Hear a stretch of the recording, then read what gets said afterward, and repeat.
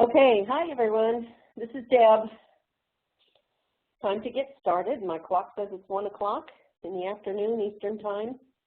For those of you in California or the West, it's a lot earlier in the day. Got the whole day ahead of you. Welcome. Today we're going to be talking about validity and establishing validity for EPP created assessments. That's the title. I would like to remind people that this webinar is really designed for folks who are going to host their visits in fall 2016 or later. And this means that you have written or will be writing your self-study to the CAPE standards. It's no longer an option to write them to the NCAPE standards or the TAC quality principles, but there must be alignment and writing to the CAPE standards themselves. So if you are someone who's doing an NCAPE legacy visit or a TAC IB inquiry brief legacy visit, this information may not be applicable to you. So without further ado, let's get to the next slide here. Most of you do know that you should mute your phones. That prevents the rest of us from hearing chatter, whether that's a graduate student or an assistant coming in or your kids or the dog, which has happened to me. Muting your phones simply cuts out that interference. However, you need to unmute your phone if you want to talk. Okay, and there will be various pauses throughout the presentation where I ask for feedback or for questions. And I will look to see if anybody's talking. I can see that. If you want to ask a question during the presentation and you don't want to speak up, there are two ways to do that. Next to your name on the participant list, there should be a little hand that you can click on, and that is a hand raise. And when I stop at the feedback and question pauses, I will check to see if there are any hand raises. You can also use the chat room, and that is to type a question to me. Most of you, I think, there may be a green tab at the top of your screen. If you can see my screen, I'm not sure if it shows. You touch on that green tab and it pulls down a menu of items. Since we are in the WebEx event center, there are some features that are different, and so there may not be a green tab, but as long as you have the participants should be on your right in a little box and displayed. Currently, we've got quite a few people online, which is great. Okay. The webinar recording is going to be posted on the CAPE website by August 15th. However, CAPE is not posting the PowerPoint presentations, and if you'd like to, you can contact me directly. I've put my email right here, and you can contact me at deb.eldridge@gmail.com, and I'm happy to send you the PowerPoint in PDF form so that you can share it with your faculty. Okay. Someone has said that there are boxes covering parts of the screen. Those boxes are probably the chat box and the participant box that I have open on my screen. And so I've moved them to the side so that they get out of your way. And also on the bottom, I have the recorder going because we are recording this webinar so that it can be posted. So let me push those slightly to the side. Occasionally, I'll have to move them into the middle of my screen because as I push them to the sides, it does obscure the chat and the participants, so I won't know who's raising their hand and who's not. So anyways, we'll take care of that later on in the presentation, and I will warn you when I'm going to do that. So as to get started, let's talk a little bit about the goals and objectives today, about what the webinar will and then again will not actually do. Our goal is really to provide you with some information on addressing validity. We'll talk about when validity is required and what the questions are, and we'll go into aims and take a peek at those questions. And I will talk a little bit about the kind of validity that CAPE is expecting. The objectives are that you're going to be able to define the kind of validity that CAPE expects, that you'll be able to identify the EPP created assessments that require validity to be established, that you can explain how the CAPE questions about validity might be addressed, and you're going to be able to apply some of these steps in establishing validity to a sample assessment response. I do have an exemplar for you today. Okay, so here are two definitions really of validity that I think are the most helpful for our purposes. At the bottom you do see a note where I say CAPE's definition of validity appears on page 131 of the accreditation handbook. But really when we're talking about validity in a way that is the most useful to us, and in the CAPE evidence guide there is some work, some quotes from Tony Bright who talks about you know, the usefulness and the real lifeness of assessments. And so I decided to take a couple of other definitions that I found particularly helpful. Validity is really trying to determine whether the research is measuring what it's supposed to measure, and to a certain extent how truthful those results are. So I like the way that Jalpi put it, is in other words, does the research instrument allow you to hit the bullseye of your research object? And oftentimes I think that in designing EPP-created assessments, you know, we turn to each other as scholars and academics and researchers ourselves to have our input into those instruments, and that's fine that we do that. However, what CAPE is asking is that we establish the validity of items that we'll be using to assess our candidates. And are we hitting that bullseye? If we want to know how well our candidates are performing in relation to their knowledge of and use of assessment for student learning, are we getting at that with the instruments that we use? So the quality, the next quote here is from Golub Shani from 2003, the quality of a research is related to its generalizability, and therefore, and thereby, to the testing increasing the validity or trustworthiness of the research. And Golub Shani was talking particularly about qualitative research in that quote. So where is CAPE expecting you to demonstrate the validity of the instruments you use? And it's really for those EPP-created assessments. And for those may be observation instruments, they may be your program rubrics, there may be other tools that you use to assess or evaluate candidate performance. These are not the proprietary instruments. By proprietary, I mean those instruments that somebody else owns and controls. For example, the EdTPA instrument from Pearson, your state licensure exams, Praxis, you know, things like that. Those are not instruments that you control. And although CAPE will ask when you submit it what's the validity and reliability information on those instruments, those can be simply gotten from the test folks themselves, either from Pearson or your state. But for the instruments, the assessments that you've created to assess candidate performance, CAPE is now asking that you submit some information about how you've established validity on those instruments. Just recently, in a meeting in Kentucky, Stevie Chefko pointed out to folks that they were not requiring either validity or reliability for surveys, stating that those surveys ask for perceptions of employers, candidates, or completers, and so validity, neither validity nor reliability was going to be required for surveys. And so I put that right here on the PowerPoint so that you have that information. So aside from surveys, just about anything else that you've created in your APP, in your unit, in your program that assesses candidate performance is going to require some form of validity to be established. So what's the type of validity that's most relevant to EPP-created assessments for CAPE? We know that there are a bunch of ways to establish validity. And CAPE certainly will not turn down measures of validity that you've established statistically. However, when CAPE is talking about validity, it's talking primarily about content validity. And I hope that this will alleviate some concerns of those who are from smaller programs, who may have felt a lot of pressure to have a huge and enormous research project to engage in establishing the validity of the instruments that they use. And CAPE's intention here is not to require you to go above and beyond the call of duty.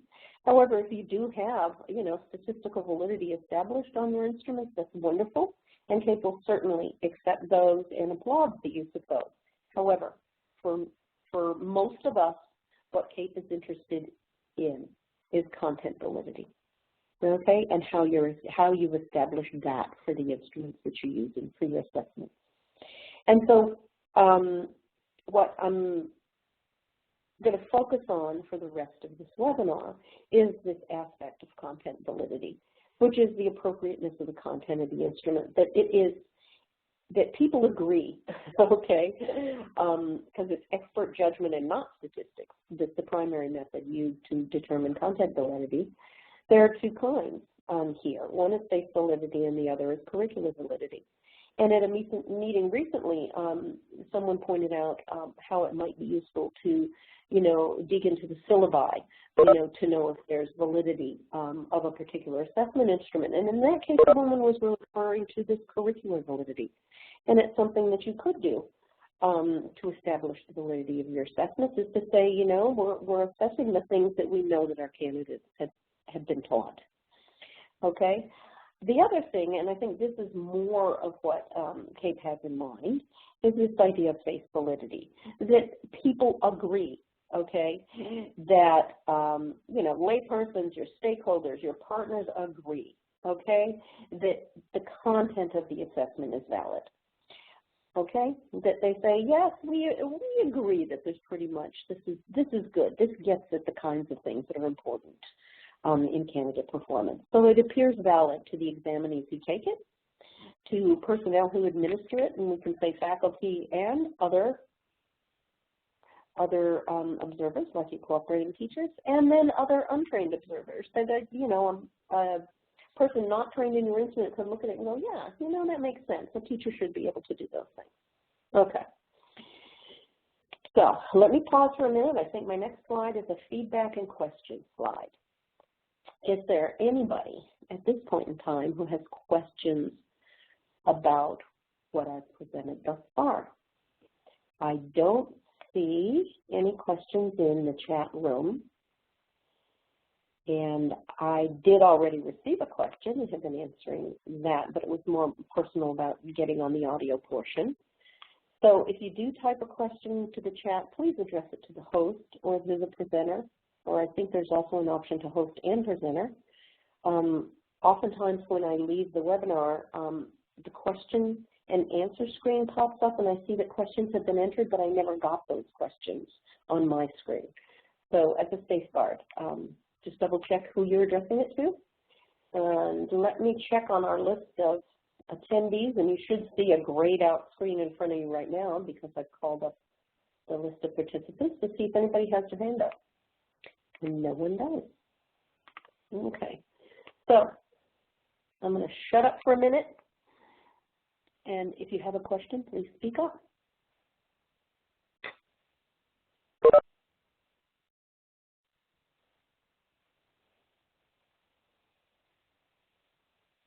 All right, hearing nothing, we're going to move on. So I've downloaded a couple of things here that I think might be helpful. So how could you establish content validity for CAPE? And this is a series of steps that I found in on a site in which they were interested in looking at job performance, okay, and establishing content validity for a job performance instrument. And I thought, well, this is applicable, and it seemed to have some fairly straightforward steps that we could follow in order to establish validity. So the first step was to conduct a job task analysis. Now I know that, task analyses are things that some of us are familiar with. But for teaching performance, this is where you could go to a framework like Charlotte Danielson's, or you could go to the research literature, or you could go to the standards themselves, okay, and establish your content based on some of these identified skill sets for teachers. And certainly the INTAS standards would be a basis, a wealth of information there on terms of what teachers need to know and be able to do. And then the second step is something that's required by the CAPE standards, which is to link those items, those tasks, okay, to the construct or the component. So if you have an item on your student teaching observation form, then that is linked back to the CAPE standard or the in-task categories that are the basis for that item, that there is a link between what you're looking for on your instrument and what the research, what the field has shown to be important components of beginning teacher knowledge and skills, okay? Now the third item, and we're going to go a little more in depth here on the next slide, about subject matter experts, okay? And this is how you can use your stakeholders, your partners in your schools, to use subject matter experts to affirm that the knowledge and the skills that you're assessing are, in fact, what they consider to be appropriate for the field. And this is a really good way to establish the involvement of your stakeholders and your partners in your assessment system. And that's one of the components of CAPE Standard 5. It's also a big component on CAPE Standard 2 for clinical partnerships in practice. And there's also, let's see, I think it's 5.4 that has the involvement of stakeholders in Standard 5. And so these are ways to get folks involved in your quality assurance system and get involved in establishing that these are the important parts of candidate performance that are required in Standard 2, okay? And so last of all, it says to document that these most essential knowledge areas and skills were assessed, okay? And explain why less essential knowledge and skills were excluded. That is not a requirement of CAPE that you explain why less essential knowledge and skills were excluded, but it is a requirement of CAPE that you document that these most essential knowledge and skills areas were assessed. That's part of establishing that validity that CAPE's looking for. So let's go on to the next slide. This is a fairly common technique for the use of subject matter experts. The research literature, it's Lashy, 1975. I'm not exactly sure how to pronounce the last name there. And it's a method for gauging content validity, and in which it was proposed that the subject matter experts, SMEs, okay, respond to each of the items by saying, is this knowledge or skill essential, useful, but not essential, or not necessary? And there is a sort of a statistical methodology you can explore here, but I think that it's most useful to say that it was established that if more than half the panelists agree that the item is essential, then it at least has some content validity. And so that's the methodology that you might employ that would be fairly, I think, fairly easy to do. Okay, so let's take another pause here and see if there are questions. Okay, I'm going to check on my chat. I don't see any questions there. I'm going to check the participant list, see if we have any hands up. Okay, don't see any questions there. Okay, I'm going to diminish my screen and see if I can find anything on the bottom here. Nope. Okay. So I'll simply be quiet. Anyone with questions, comments?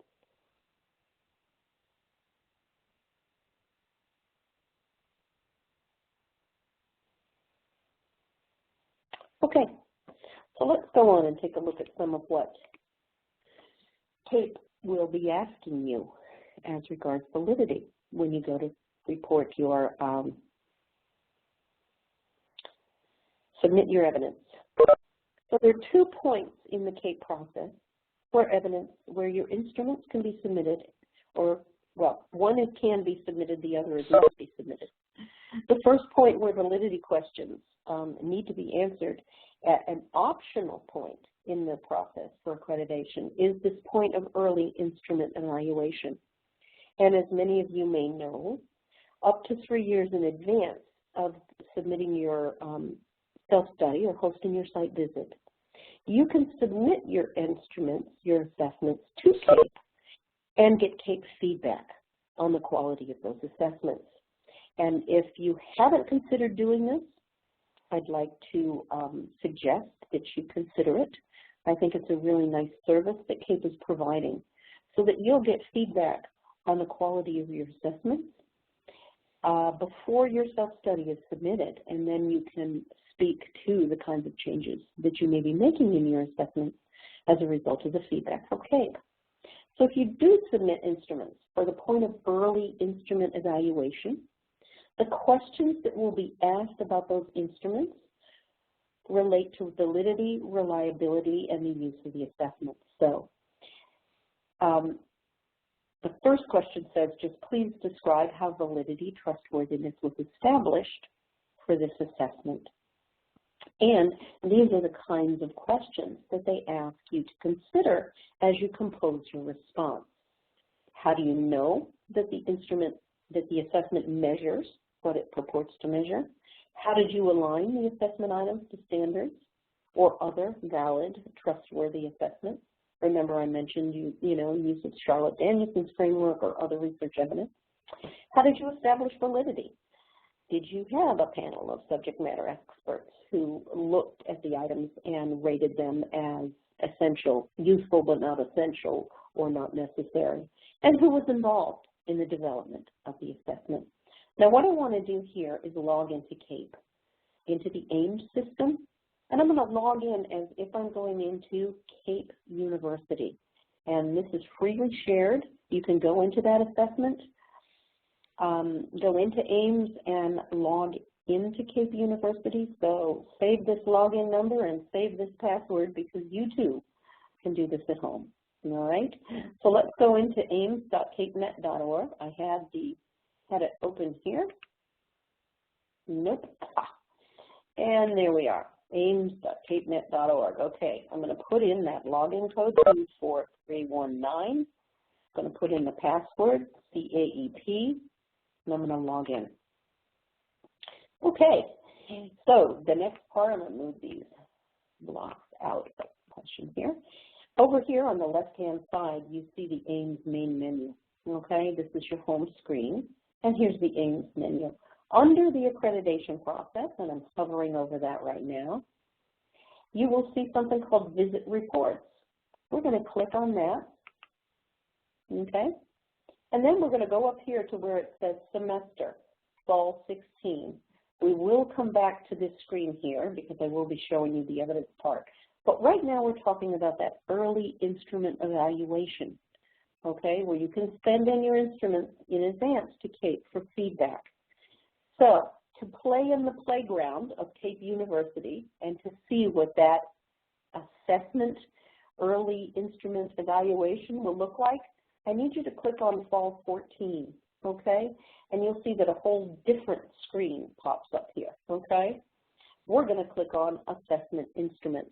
And if you tell CAPE that you're interested in having your instruments evaluated by them in advance of your self-study, they will set this template up for you, and it will appear on your screen when you log in as your with your EPP's login. Okay. So the first part, okay, that you see here is not really what we're talking about. We're not talking about context, but I'll pause on this briefly because what you do is you upload an assessment and then you have information that you can put in.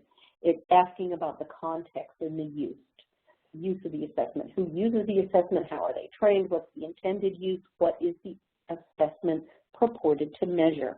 This is an important point regarding your validity. What's the use of the assessment and what are you trying to measure?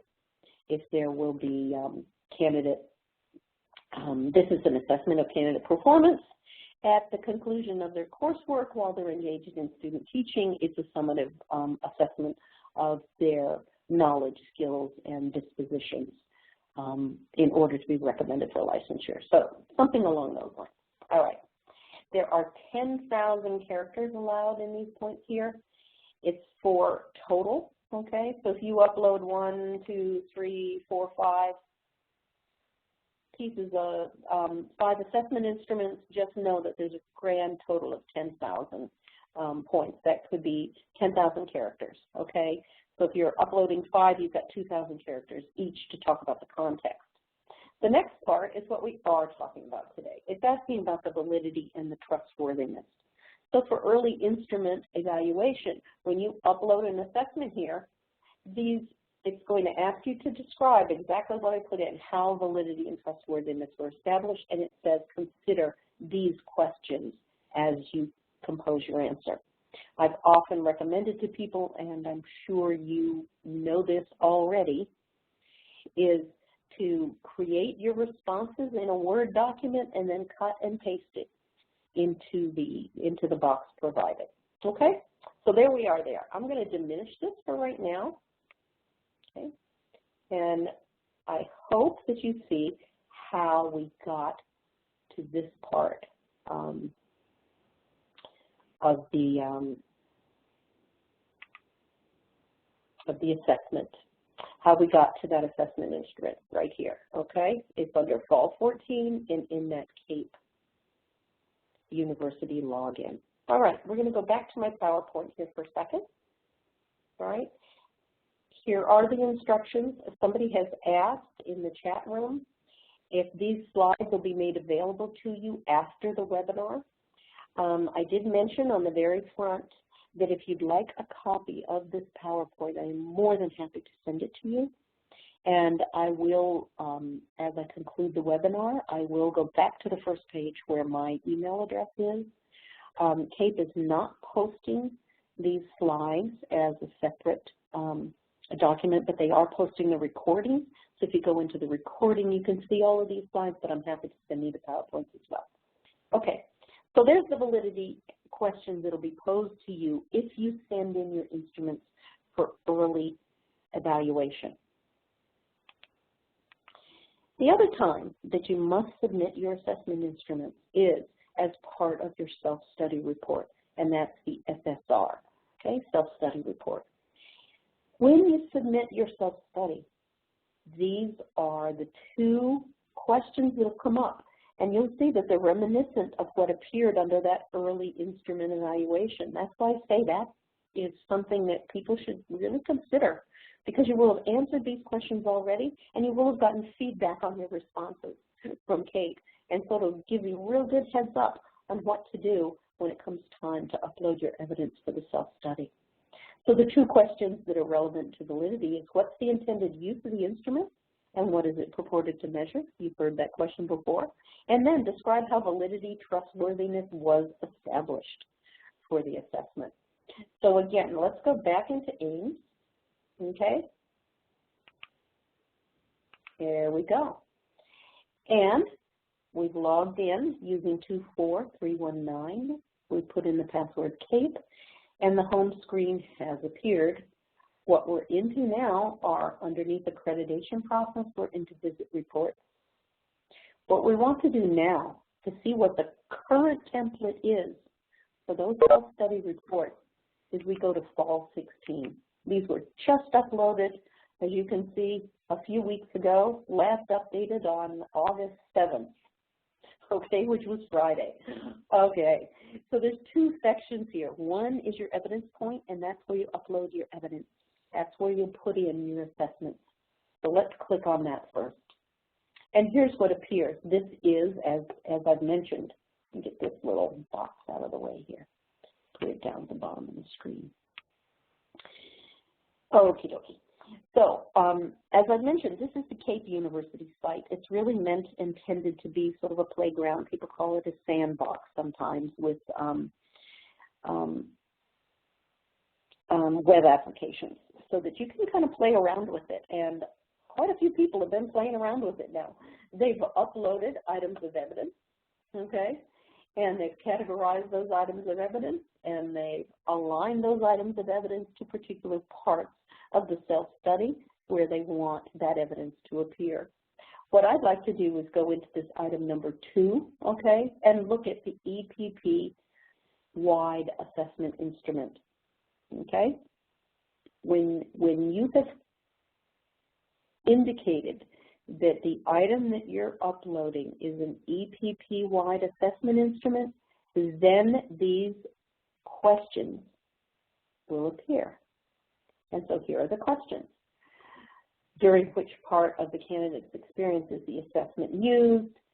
Then this very important question that I highlighted, what is the intended use of the assessment and what is the assessment purported to measure? And last of all, describe how validity and trustworthiness were established for this assessment.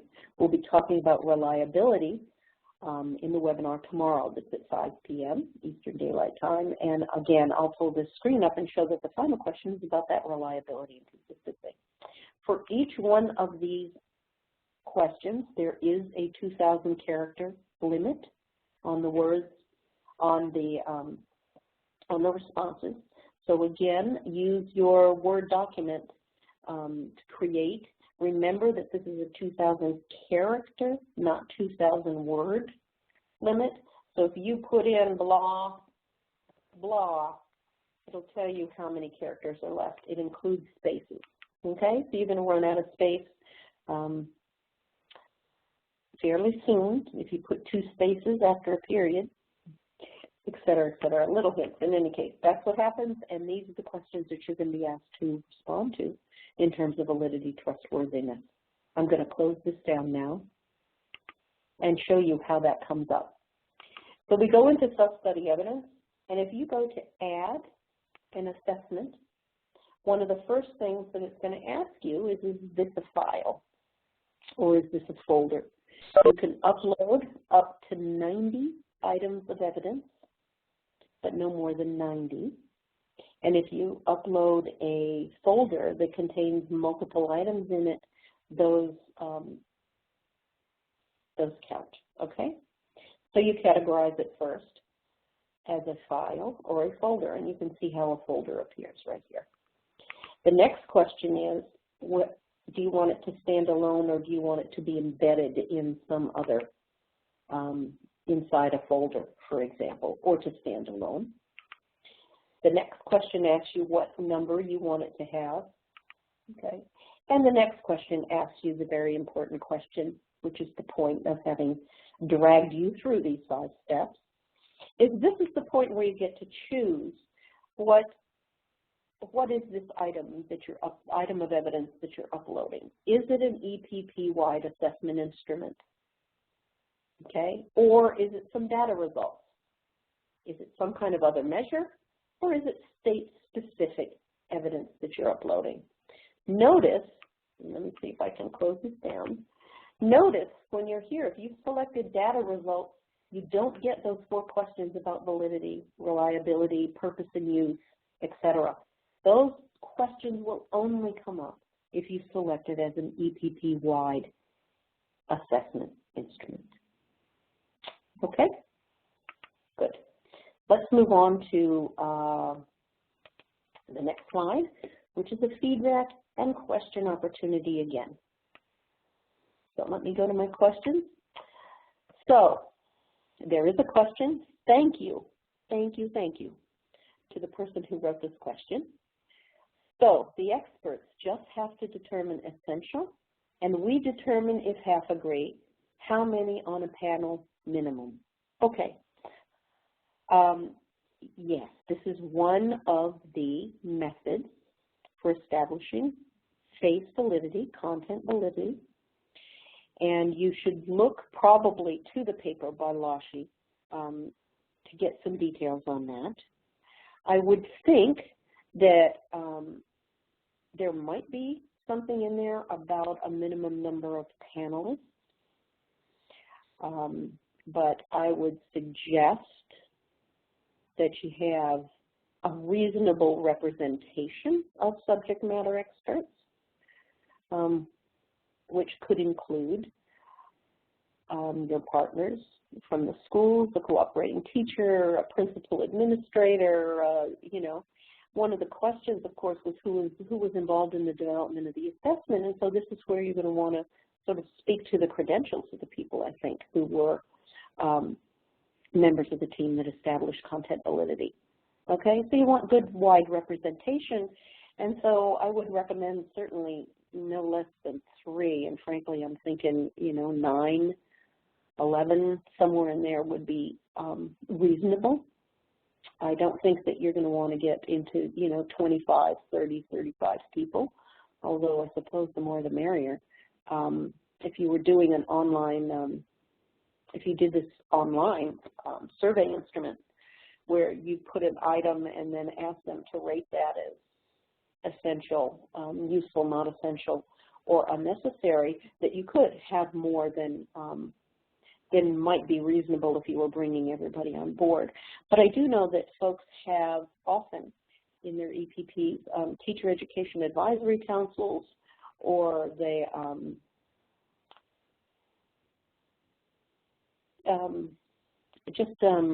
like advisory boards that include stakeholders, and you might just use your advisory board, whatever the number of that is, would be reasonable and perhaps appropriate. Okay, let's see if we have some hands up.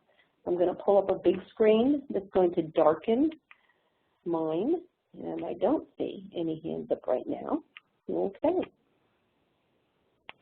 so to the person who responded and entered the question and addressed it to me, thank you very much. It's the only question I have thus far. So I'm going to be quiet. Please feel free to speak up if you have another question back.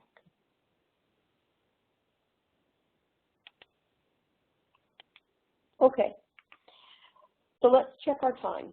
It's 1:37 according to my clock. And I'm going to ask for some participation here. I would like people to speak up, if you would. And this is an example from a self-study report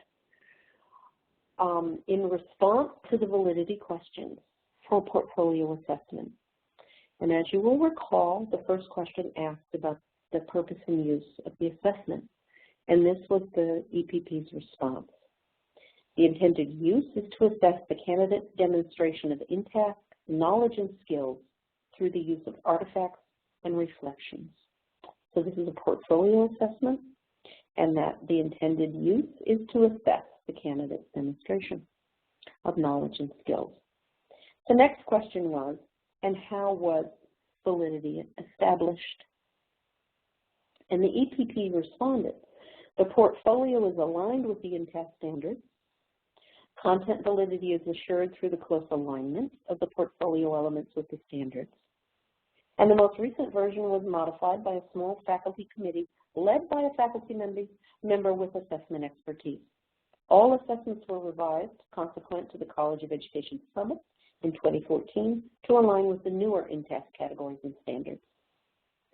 So I have 3 questions down here that I hope some of you might respond to. So what type of content validity is being claimed here? We talked about there being 2 kinds, face validity and curricular validity. And what is the kind that you see here? You can even answer in the chat room if you prefer.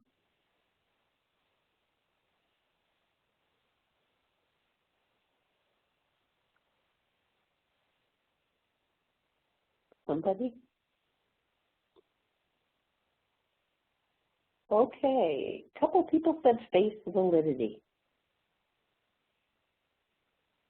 All right, so it's aligned with the research in-task standards that tell us that these are important components of a beginning teacher's knowledge and skills. So what would these processes that have been described here, would they meet research standards for content validity? What do you think? If you were a reviewer for CAPE, and this was the response, that we've aligned these things with the in-task standards,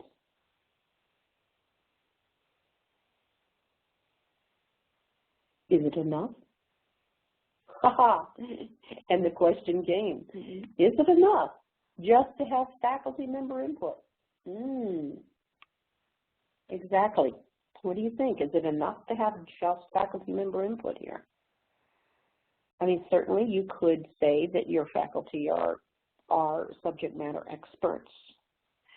But I think that something to consider is that there's a lot of emphasis in CAPE on the involvement of your partners, who are also experts in what teachers need to know and be able to do out in the field. So why not include them?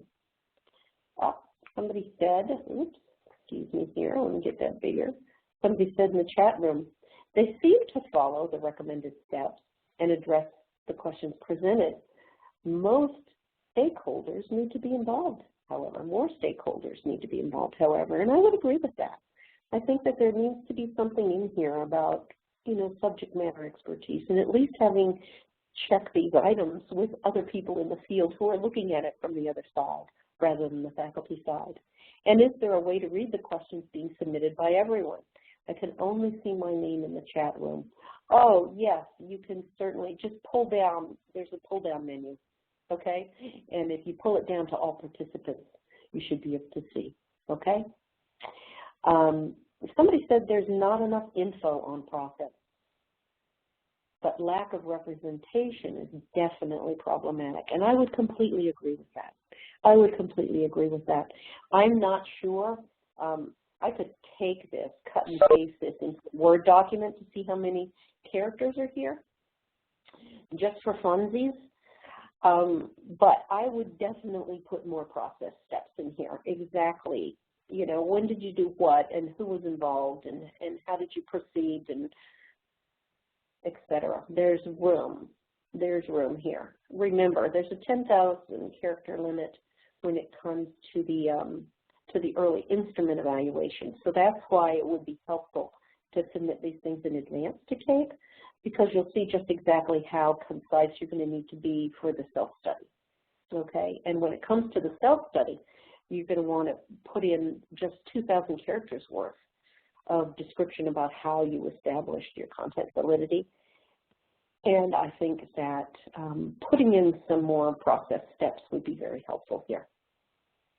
Agreed. So what recommendations would you give to the EPP? And I think that we've identified at least two. One is to be more systematic in how they describe the steps by which they establish content validity. And the other is to have more stakeholder involvement and perhaps a more conform more to the research standard in terms of establishing subject matter agreement with this. And that's where that Lashy reference would come in very handy.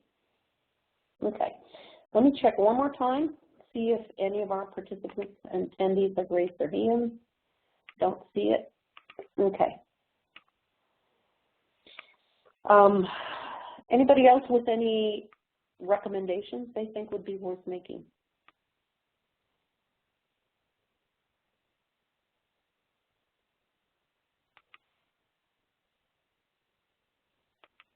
Okay. One thing that you might want to do and use as a reference, and I'm going to close some windows here. We're just about done with the webinar today. We've got about 15 minutes left. Is I want to open up, I'm sharing my screen here. I want to open up the assessment rubric, CAPE's assessment rubric, and get us to the, there's accreditation handbook, final rubric for assessment. Let's take a peek at this. This is the rubric that CAPE will be using to evaluate your evidence, both at the early instrument evaluation point and at the point of your self-study. So your site visitors who come to you and do the off-site review and then the on-site review are going to be using this rubric to help them to evaluate the evidence that you put forth in your self-study. This rubric is available on the CAPE website. It's under accreditation resources. So pull up accreditation under accreditation and program review. Pull that up and click on accreditation resources. You'll find this assessment rubric if you're not familiar with it already. On the left-hand side, you'll see where it has various categories. And the very first category talks about instrument purpose and use. And this is a really good instrument for you to use in helping to frame some of your responses to CAPE about the purpose and use of the instrument as well as the validity. And we're going to look at that in just 1 minute. So level 3 is where we're all going to want to be at a minimum, okay? And this is CAPE's minimum expectation. This is their benchmark, okay, point, is that the pointer points when it's used are explicit and the purpose and the use of the instrument for candidate monitoring, et cetera, are well explained, and that the instrument is aligned with CAPE and INTAS standards, okay? So at a very minimum in terms of purpose and use, these 3 things need to be included in your response to CAPE. If you want to move to the level at which this demonstrates the real target criteria that supports a CAPE standard, then some of the things are also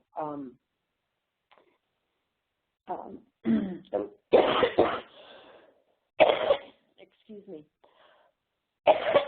elaborated here, and it talks about the additional facet of an instrument where candidate progression is being monitored and the information is being used for mentoring. CAPE is very big on the use of the instrument's information for candidate feedback.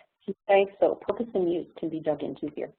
I'm going to drag this all the way down to category 9 now, because we're talking about validity today, and this goes through and talks about rubrics and surveys, et cetera, and I'm going to stop right here. Category 9 talks about the instrument's validity and the degree to which an assessment measures what it purports to measure and how their results will be interpreted, which inform the principle of validity. And you can see here in these 2 categories, category 3 is the minimum expectation for CAPE. Category 4, the final level here, demonstrates what CAPE is really trying to get at when it asks about validity. And it tells here that there is a description or a plan provided that details the steps you've taken. So if you have not had, let's say your self-study is due in 2 months, and you haven't had the opportunity to really dig into validity on your instruments, and the early instrument evaluation option was not really an option for you because there wasn't time. One of the things that you can include in your description of how validity was established is how you intend to establish the validity of that instrument. So that's where it says a description or plan is provided, and that the plan details the types of validity that are under investigation or that have been established. As I said at the beginning of the webinar, there are many kinds of validity, all of which are acceptable to CAPE, but I guess I could call it the minimum expectation is that content validity will be described by the EPPs at a very basic level, okay? It says here that you're going to talk about how the instrument was developed, drawing upon the research, and as you know, that was one of the steps that we discussed, that it was piloted prior to administration, so there's an option for you as well. You talk about your plans for analyzing and interpret the results, and that the described steps meet accepted research standards for establishing validity. So again, we go back to the research by 3 people that I presented in here that spoke about validity. You can find many more yourselves, or turn to your own colleagues who are experts in research and evaluation who could help you to work through the steps that you'll present to CAPE for having established validity. Okay, back to the screen here, and we'll finish up on today's PowerPoint. Final feedback, questions? I'm going to move right ahead to the final slide, and then I'm going to hang out here if anybody would like to address questions once the webinar is over. Okay, we'll be sending you a feedback survey within a couple days that asks for your feedback on this webinar. The reliability webinar is going to air tomorrow at 5 p.m. and it's going to follow pretty much the same format. Okay, talk about what is the reliability expectation for CAPE, how that might be established, and then look at some exemplars and look again at the templates and the kinds of questions that CAPE will be asking. The webinars that will proceed in September, October, and November are going to focus on each of the standards in turn, and here's the schedule for those for the webinars after the one on reliability tomorrow. Okay, so in the chat room that shows on my screen, I don't see any further questions. Ah, yes, I do. A new one came up. Can an EPP submit early instrument evaluation before 3 years out of the self-study? You know, nobody's ever asked that question, and I suspect that it could be certainly done. Let's say you're 5 years out and you just want to, you know, have an opportunity, since it's there now, to send in what you have and get some feedback and then work very seriously on improving your assessments. I would not see any reason why CAPE would not accept that. However, I would get in touch with Stevie Chepko or with Richard Rice to set you up with a template so that you could submit those instruments, and they could certainly answer your question if you're pretty far out of your next self-study. So, yep, so somebody's asked for me to take you back to the very first slide, which I will do. Okay, let's go to slide number 1. Ta-da! There you go, right at the bottom you have. Oops, he's right here too. debeldridge@gmail.com. That's my email. Let me go to the previous slide. There it is at the very bottom. Okay, so if you want a copy of this PowerPoint, you can email me and I'll send it to you right away. I've already put it in PDF form, so I'm ready to shoot it out as soon as I get your email. All right, let me double check here on the participants, see if we have any hands up. I see a lot of you are still hanging on here. That's great, but I don't see any hands raised. Okay, so I'm going to hang out here. I've got another 8 minutes or so, and I'll just hang out and see if anybody has any questions. Ask me in the chat room, or just speak right up. Here I am.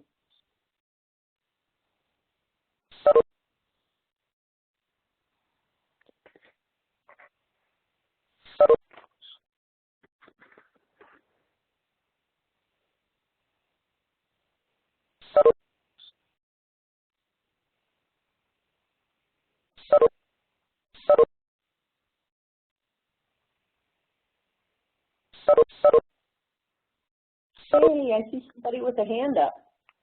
Yay! Hi, Carol. Would you like to ask a question? If so, I see you're still muted. I'm going to take you off mute so that you can ask your question. Go ahead. Okay, this is just a procedural one. Did you say there's a webinar tomorrow on reliability? Yes, at 5 o'clock tomorrow night, Eastern Time. Okay, and then is there any possibility that we could know who else is participating in this particular one?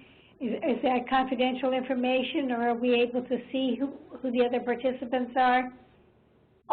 Yes, I'm curious about that, because you can see who the other participants are.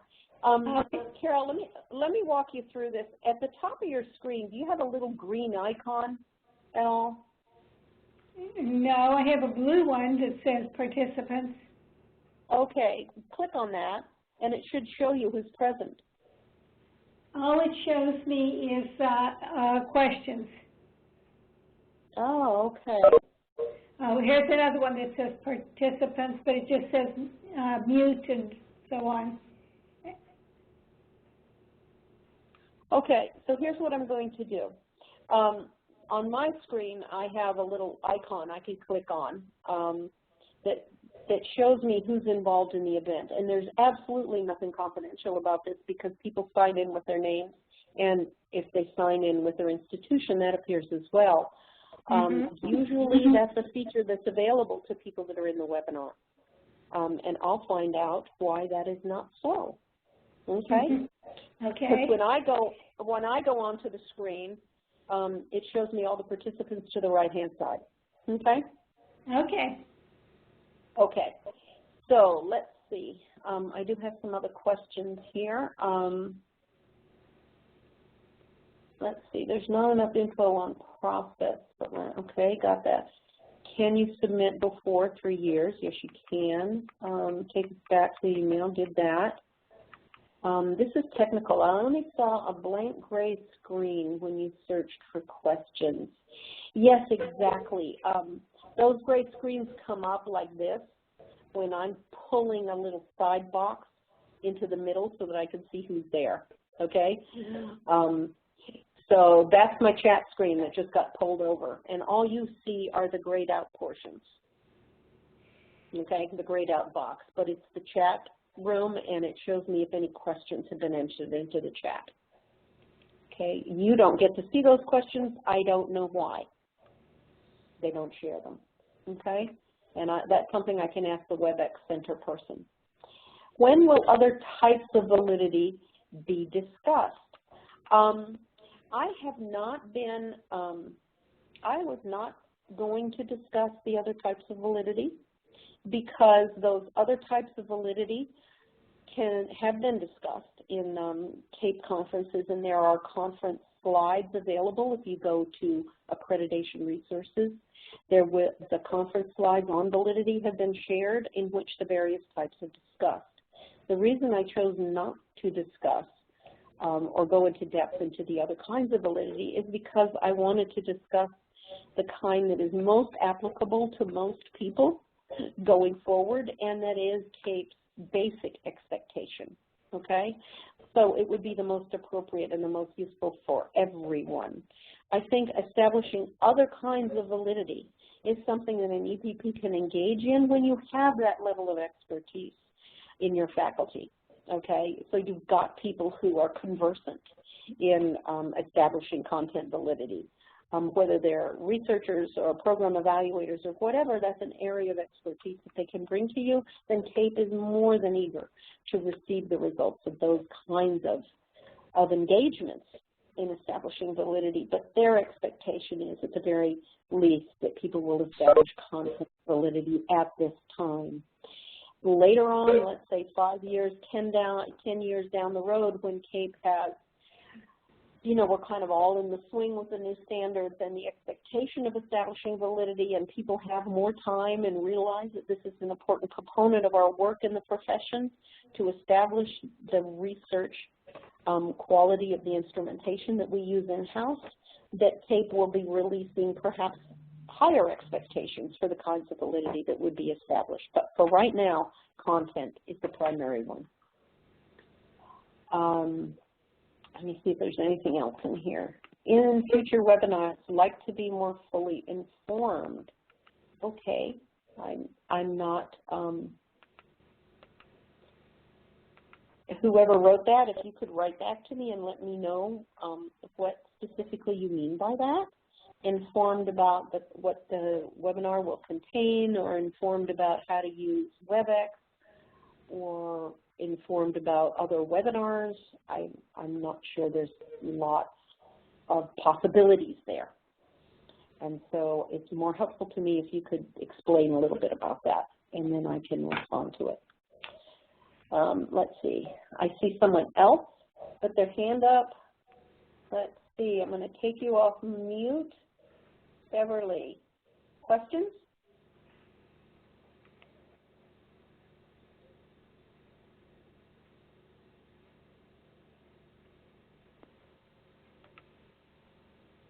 Beverly, you had your hand up. Did you want to ask a question?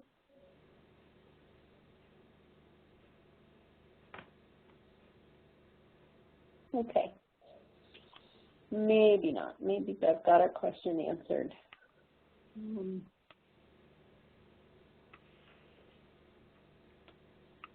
Okay, another thing has come up.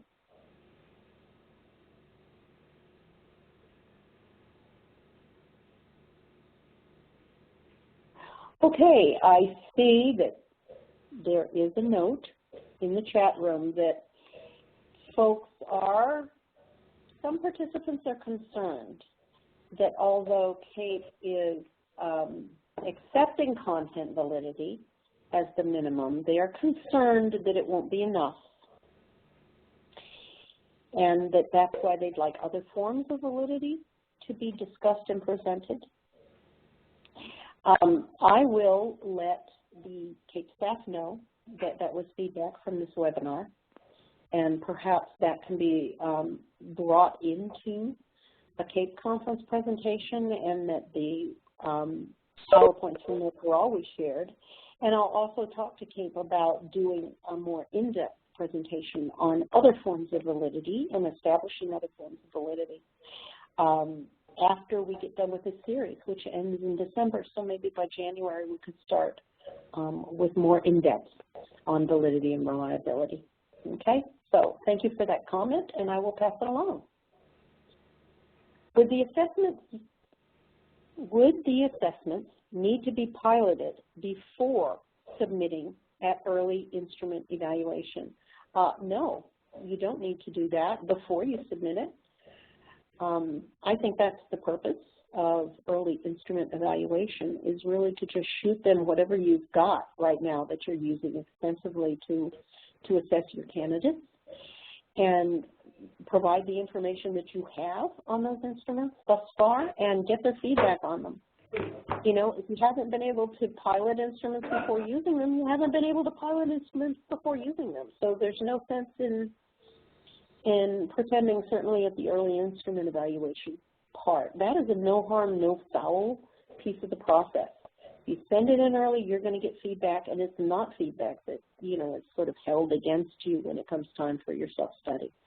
I think only good things can result from that, and it is certainly something I'd suggest that people do. But do you need to pilot it beforehand? If that hasn't been part of your process, then that's what you simply say. You know, no, it wasn't piloted. You know, what the CAPE doesn't really ask, what didn't you do? The CAPE asks, what did you do to establish validity and reliability on something? And so you simply describe your process and then have them give you feedback. Okay. Again, I'm going to drag my little screen over here. View all attendees, anybody that's left. Okay, I don't see any new hands raised. So,